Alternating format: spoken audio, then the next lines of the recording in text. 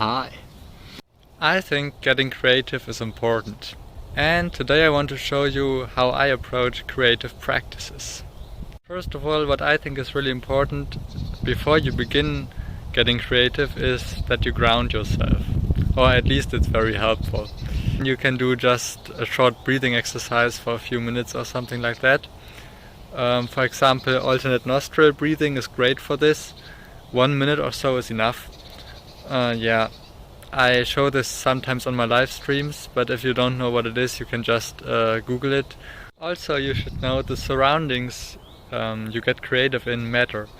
The mood of your surroundings matters. Also, if you would like to attain some kind of flow state, then it's helpful to do things just to do things. Get creative just because you like it. Experiment with sounds or colors just because it's fun. And lastly, you should know that there are all kinds of creative practices. It doesn't have to be painting or music, it can be anything. You can do creative movements, you can invent new forms of creativity, new forms of creative practices. You can dance, you can do whatever you like to do to express yourself. Nevertheless, I will show you a quick making of my track It's a Goodness Inside You featuring Brad Moran, because I know many of my followers are music producers. Let's go!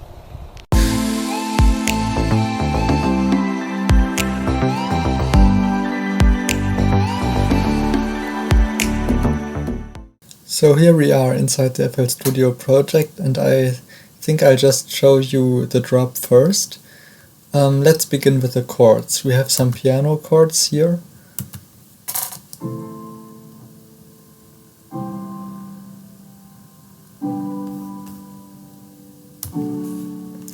With different velocities to make it more realistic. It's played by the Ballad Grand by Nexus. We have an EQ to cut out the very lows, to leave them for the bass, and the very highs to leave them for the leads. Then we have an OTT with this strange combination of just 36% upwards compression. I learned this from Bedroom Producer. He deconstructs a lot of Kygo songs. Then there's some Sooth on there, or should I say there was Sooth on there, because my free trial expired. And yeah, I think this was just some compression right here. Yeah, nothing special. And then a massive amount of reverb to put it in the space, and it goes into this bus, which again just cuts out some lows. There's some fresh air on it to make the sound brighter. Let's see how it sounds with and without fresh air. So this is with, without.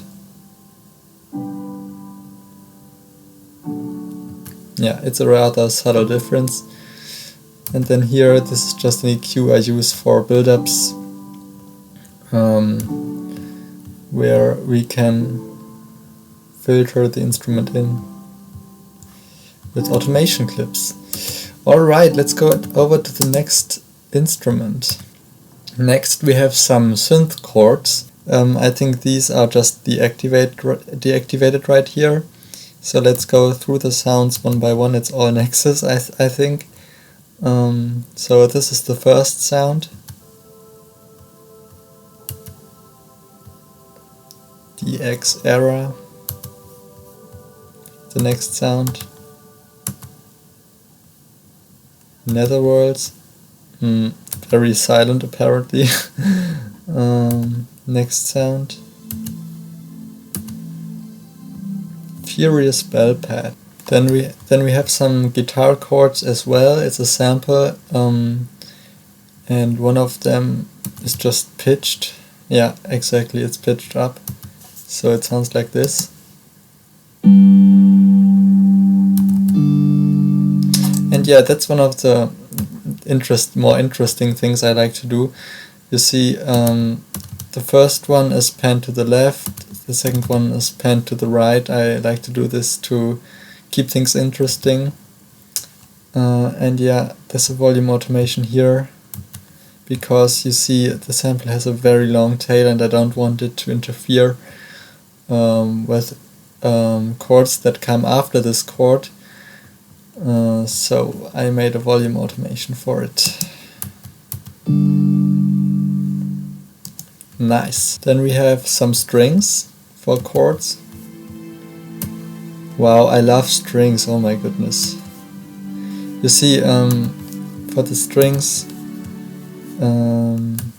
I try to make it as natural as possible. You see, these are very unclean transitions to make it sound more human, and the velocities are very randomized.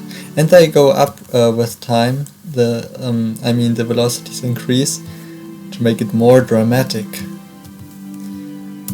The first layer comes from the BBC Symphony Orchestra. These are violas. And the second layer are the violins too. Now to the part you all waited for, I'm sure. It's the flute.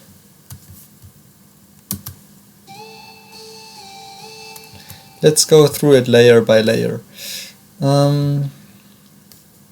Alright, so first we have the epic pan flute from Nexus. Then we have the regular pan flute with apparently one layer deactivated. This is something I always do when I use Nexus. I go through all the layers and just see which one I can use and which one I can throw out, maybe. Yeah, that's just one of the things I do. Interesting things develop when doing this. For example, sometimes I notice that just one layer is actually really awesome, but if I just use this one layer, then it's a completely different sound. This way I can find new presets, so to say. And the last preset, it's AR Bullet Time from Nexus. It's a wood plug. Not that spectacular, but we need that attack to make the sound more full. Let's go over to the drums. The kick is Sam Feld kick I got from Splice. These are cashmere snaps, and they are shifted a little bit to the left to make the timing perfect, or what I like it to be. And then we have congos for more rhythm right there. Okay, let's solo the drums for a second, or at least the drums we covered so far.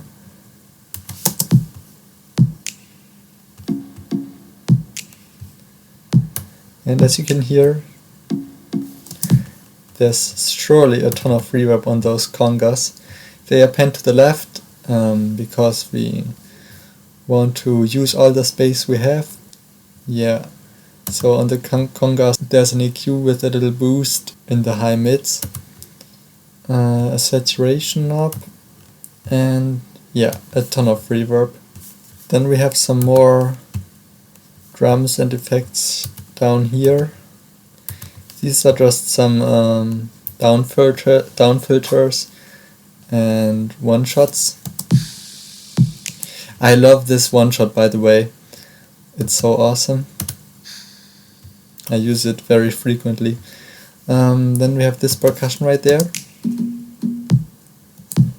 It's another conga.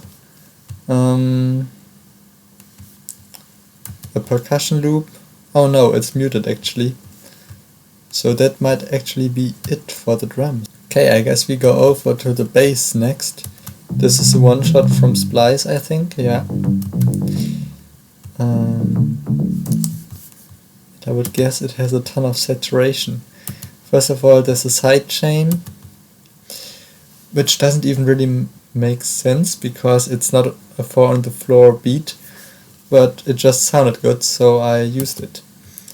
In EQ, to shape the sound to my preferences, Camel Crusher for distortion and compression, Fruity Limiter, oh my goodness. This is a very strong compressor actually, but the ratio is very low. And yeah, just making space for the sub right there. Let's go over to the next layer. This is just the sub bass. not very spectacular. And then we have this preset right there, the Tron Space 20 from Nexus, but just layer 1. Another interesting thing about the last drop is this ARP playing.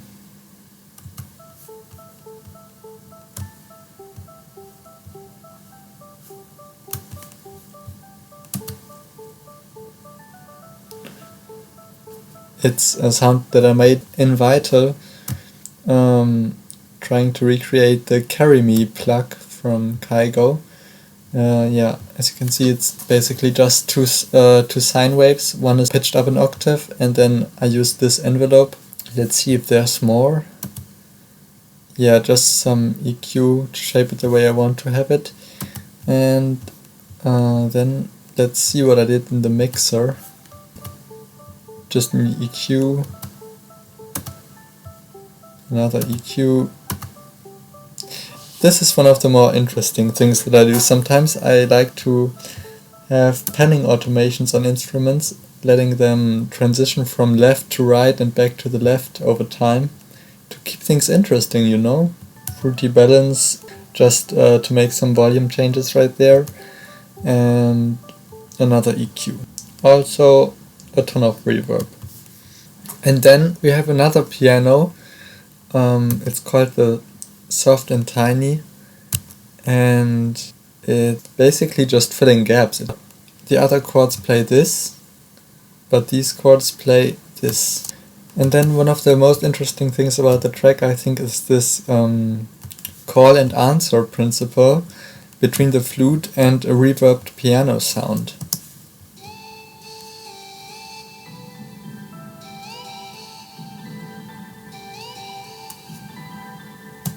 So I want to show you how I made that reverbed piano sound. It's actually the Soft and Tiny piano from Nexus with a ton of reverb. Let's see if I did something else to this preset. Just an EQ, Soothe, Fresh Air, OTT, again the preset for the soft pianos right there. And another compressor. The whole thing is layered with another sound, which we are going to explore now. The other sound sounds like this. You can see it's very heavily sidechained. And this preset is taken from the Ballad E-Piano 1. And it has a ton of reverb, and I modulated the spike. And yeah, these are just some stereo enhancing settings, and I took down the release a little bit, and it's a low pass right there. I think this is making a dramatic change. Let's see. Yeah, this is without, and this is with the low pass I applied. There's an EQ pushing the high frequencies a lot, saturation knob, some sidechain, another compressor, fresh air, an EQ, fruity fast dist, and finally soothe. So you see there are some more automations down here. These are just my standard automations that go through the entire track. There's the stereo separation, indicating that during the build-up the song becomes more mono, and then when the drop hits it becomes normal again, so it feels like the song is wider, which is very pleasant to the listener. And then the master volume does the same thing, goes down, so when the drop hits it's perceived to be louder. Yeah, boy. And then some bass frequencies are taken out during the build-up, so when the drop hits it's perceived like it has a whole lot of bass. Below all that there's an ambience going on. These are beach waves. This is just some nature loop. And in the bridge I wanted to talk about, there's just one element we haven't talked about yet, which is the ukulele. I recorded myself with a smartphone and I sent it to myself via email, and then I just downloaded it and put it in here, and yeah, did a shitload of processing on it. So that's what it sounds like on its own. And also there's a volume automation going on right there, balancing out the volume of the ukulele. So let's see what processing we have done to this. First of all, I duplicated the tracks. One comes from the left and one from the right to make the stereo imaging wider. Then there's a very, very heavy EQ, pushing the highs a lot. Fruity Balance to do some volume stuff. Nectar 3 Elements, which is actually for vocals, but I think I used it to take out some harsh frequencies with a de-esser. Another Fruity Balance and an EQ for low pass filters, and quite a lot of reverb. Maybe one thing about the build-up, I used this breath effect right there to emphasize the orchestral drums, the cinematic drums that come in right in the middle of the build-up.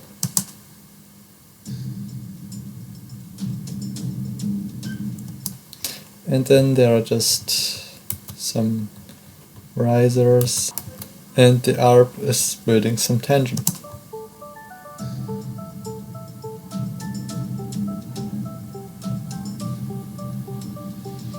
For the vocal processing, I used chunks of vocals that are just from Brad Moran's Instagram lives, and they were recorded in different locations. They were not meant for musical productions, so I really wanted to use them because the content of the phrases was just great, but then I had quite a lot of processing to make them sound acceptable.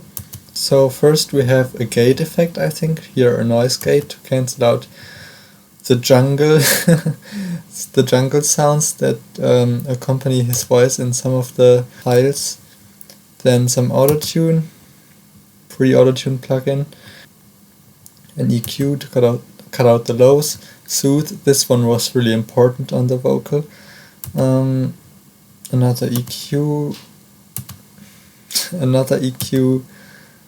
and some delay with this free plugin that I really like, and I would guess a lot of reverb, yeah. And then I exported all these chunks into another track, which goes to mixer track number 67. And here we have another EQ, it's just a de-esser, I think, yeah, you can see it from the preset, it's meant to be a de-esser. Not sure why I didn't use Nectar there, who knows, and something I would guess to automate the volume.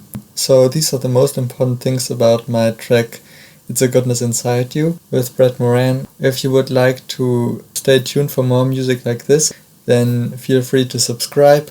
And if you are looking for more mental health content, you can follow me on Instagram at maxi.plug with UE.